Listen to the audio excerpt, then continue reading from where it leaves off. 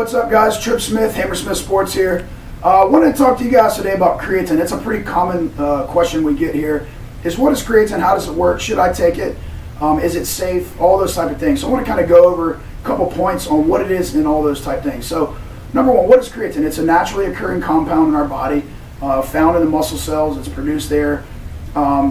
It's basically the fuel source, or the substrate for the fuel source of our body. It's going to be what really powers our cells, and specifically when you're talking about powering the cells during exercise. So it's going to improve anaerobic endurance. If you're a sprint athlete, it's going to increase power output.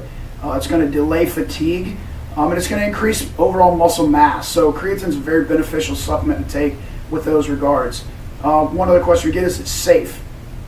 The overwhelming answer is yes, it is safe. There's been numerous studies dating back to the 1950s, and there's never been one negative side effect associated with creatine in any sort of scientific study or in the medical community. So it is overwhelmingly safe. It's not banned by any organizational body, from NFL, from Major League Baseball, basketball, WADA, any of the different organizing bodies. It's approved by all of those. So we know that if they approve it, then it's generally going to be considered a safe supplement.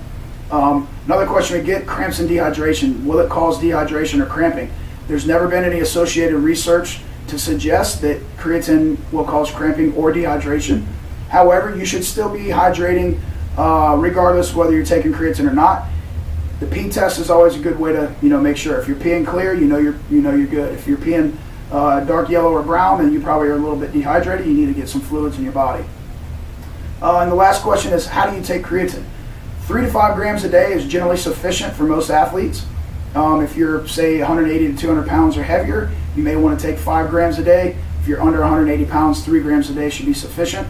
Take that every day, 6, 8, 10 weeks. You should be fine taking creatine. You should notice some pretty good improvement after about 2 to 3 weeks of starting supplementation.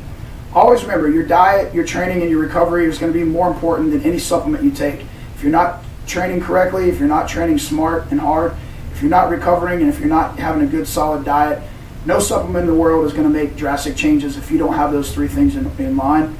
And as always, ask your parents, ask your medical professionals and doctors before you start any supplementation.